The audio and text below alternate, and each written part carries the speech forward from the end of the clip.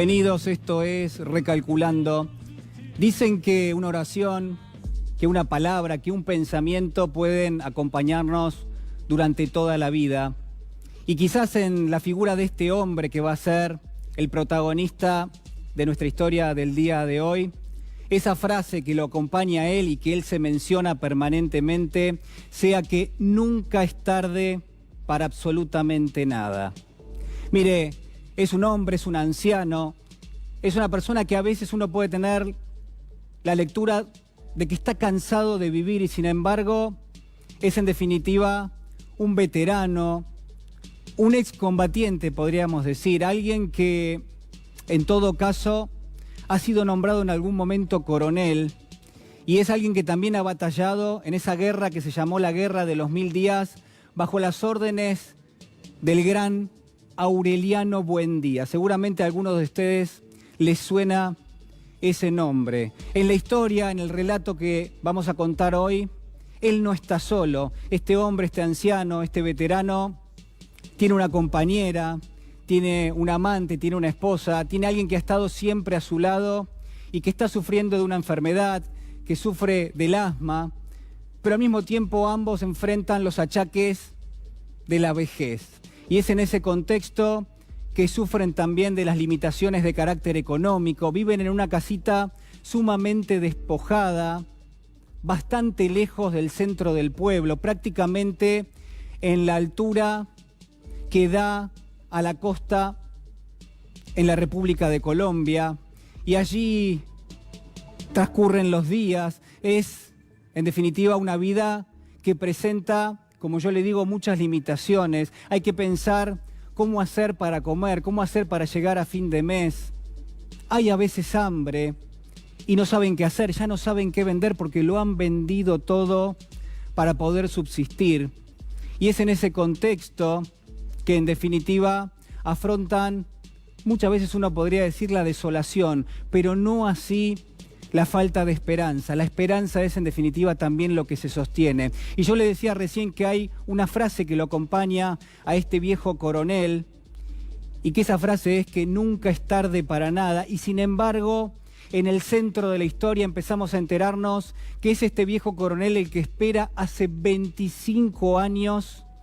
que alguien atienda su llamado, hace 25 años que está reclamando que le den esa pensión de jubilación, que es prácticamente un derecho adquirido por haber participado de una guerra y que es en definitiva algo que no consigue ninguna respuesta. Es también, sin ninguna duda, el foco de esta historia. Piense usted, hace 25 años que sistemáticamente este hombre, este viejo coronel, amanece muy temprano en los días viernes, sale de su pequeña casa totalmente austera, alejada del pueblo, donde sufre penurias económicas junto a su mujer, y él comienza a caminar lentamente, baja al pueblo, en definitiva va a querer averiguar qué pasa con esa vieja pensión que viene reclamando hace tanto tiempo. Y encara por el lado de los almacenes, la historia nos va a ir dando algunos detalles, cruza por los comercios, se mete por las calles que son sumamente exiguas, hay un hedor total porque el calor es insoportable y al mismo tiempo la lluvia que no cesa y que permanentemente alimenta esa presencia sensible que es el río al costado de ese pueblo. Y él atraviesa con su triste figura, con la triste figura de este coronel, todo lo que son esas calles, y en definitiva se va a ir metiendo de a poco, lentamente, en lo que es el puerto fluvial, va a atravesar el comercio del sastre, va a atravesar el despacho del abogado, va a saludar al médico y va a meterse directamente en la administración del correo para preguntar por su pensión, que es en definitiva aquello que le puede cambiar la fortuna de un momento a otro. Y sin embargo la respuesta parece ser siempre negativa, porque los obstinados paseos de este coronel a través de los muelles, cerca del puerto, cerca permanentemente de la oficina de correos, parece que no dan resultado y, señoras y señores, parece que este coronel no tiene quien le escriba. Esta es la historia que narra magistralmente el genial Gabriel García Márquez, Premio Nobel de Literatura, y es también la historia que nos muestra los contrastes que puede tener cualquier vida, incluso la de este coronel, porque a lo que es la recreación permanente de su esperanza, una esperanza que se cuida de pequeña, una esperanza que no se pierde nunca, él va a contraponer todo lo que es un contexto que debe afrontar de muchísimas adversidades, porque no solo enfrentan la falta de recursos para llegar a fin de mes, no solo enfrentan el hambre junto a su mujer, no solo enfrentan la enfermedad que trae la vejez, sino también enfrentan la falta de una respuesta del otro lado, de aquel que le tiene que dar esa pensión, de aquel que tiene que responderle por ese derecho, pero además va a enfrentar una tristísima noticia porque está la muerte de su hijo en el medio, porque también, en todo caso, sus viejos compañeros de armas, aquellos que han peleado junto a él, o han muerto o han sido desterrados por un régimen político que en definitiva tiene a todos en una especie de estado de sitio, y porque al mismo tiempo tiene que afrontar, escuche bien, la incertidumbre permanente de cada cosa, de cada sueño, de cada expectativa que recrea junto a su familia. Esta es la historia de este coronel que en definitiva nos va a traer sin ninguna duda una pregunta relevante. ¿Cómo hacemos para vivir cuando todo lo que nos rodea nos genera desazón, nos genera en definitiva desasosiego? Mire, yo quiero contarle, quiero confesarle que un poco esta historia que sigue, por supuesto, porque lo que vamos a descubrir es que aparece un pequeño gallo, que es lo único que él tiene, que es una herencia que ha recibido, que es lo único que ha dejado su hijo muerto, y es ese gallo que él empieza, de alguna manera, a aferrarse a su figura, cree que es en la riña de los gallos que ese animal lo va a sacar de perdedor, que lo va a sacar del infortunio que atraviesa junto a su familia, y vamos a ver un movimiento que es inversamente proporcional. En la medida de que él pierde la capacidad de expectativa, comienza a aferrarse a la posibilidad de que ya no sea el Estado, sino que sea directamente ese gallo el que lo saque de la suerte en la que está metido. Quería confesarle, le decía que, en definitiva, lo veo al presidente de la Nación en estas últimas horas tratando de generar un acuerdo. Uno puede creerle o no, pero lo veo también enviando esas cartas, esas misivas, donde quizás lo más relevante no es el acto de enviar la carta, donde lo más relevante son los 10 puntos que tiene ese acuerdo. Y déjeme decirle que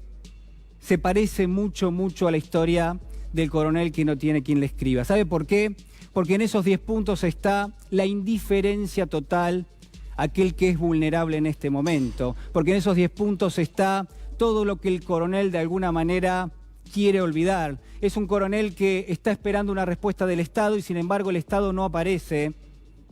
porque no lo está mirando y porque es sumamente indiferente. Y en definitiva, en la carta del presidente de la Nación vemos más de lo mismo. Vemos que el presidente mira hacia otro lado, mira hacia los mercados, no mira a quien hoy por hoy